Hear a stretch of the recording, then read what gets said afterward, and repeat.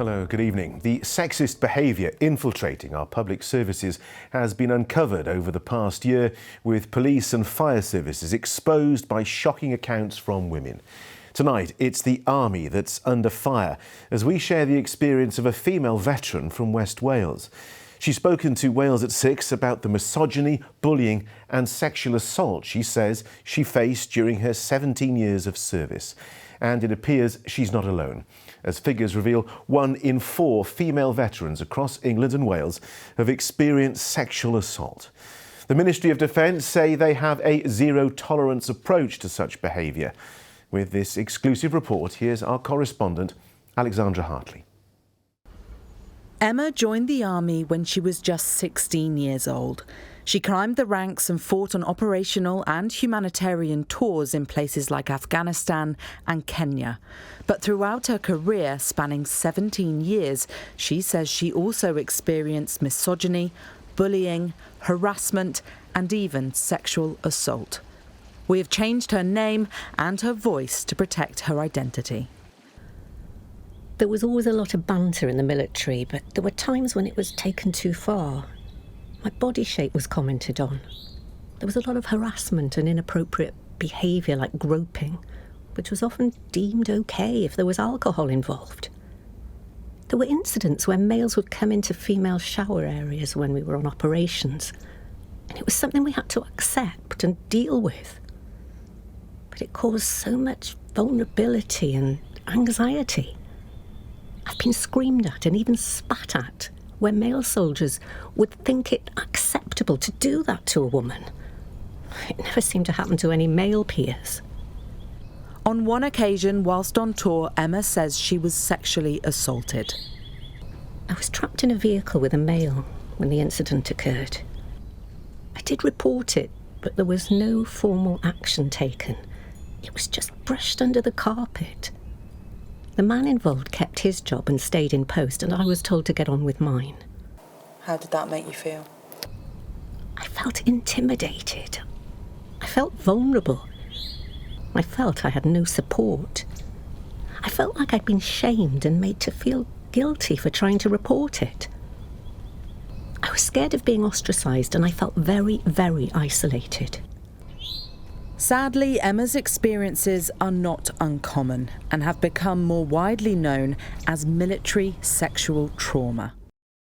Military sexual trauma refers to sexual assault or sexual harassment experienced during active military service, but it is currently a term that is not recognised by the UK MOD.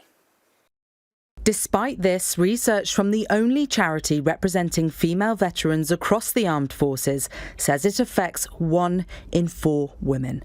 And of them, more than half claim they were raped. The mental health impact is huge, with the suicide rates for female veterans twice that of a woman who does not serve. And the charity fears most cases go unreported altogether. A lot of the women don't report what has happened to them because they feel like they're going to be punished, and they feel like they aren't supported, that they don't get the right help and treatment that they need. And if they do say something, it ends the military career. So a lot of the women that we work with choose not to report what's happened to them because they just don't feel like the systems are in place to support them. Emma's experience has had a big impact on her mental health, but she's been working with a charity in Wales that supports veterans to deal with trauma through art and recently helped create a comic to express some of her day-to-day experiences. In the military, a lot of this abuse gets normalised. A lot of women don't recognise it as abuse or report it, and there's often no support. But it builds up and has a huge impact on your life. I want my story to highlight to other women that this goes on. And I wanted people to reach out for support because I know there are other women who have experienced the same and much worse, who aren't getting the support they need. We very rarely get to hear the stories of women veterans, and I think this might be the first time that we hear a woman's experience of military sexual trauma, harassment, bullying, certainly within comics, a life story comic, and we hope that by sharing this comic with the general public, it will start to raise awareness of what so many women who are in the military, what they're going through every day.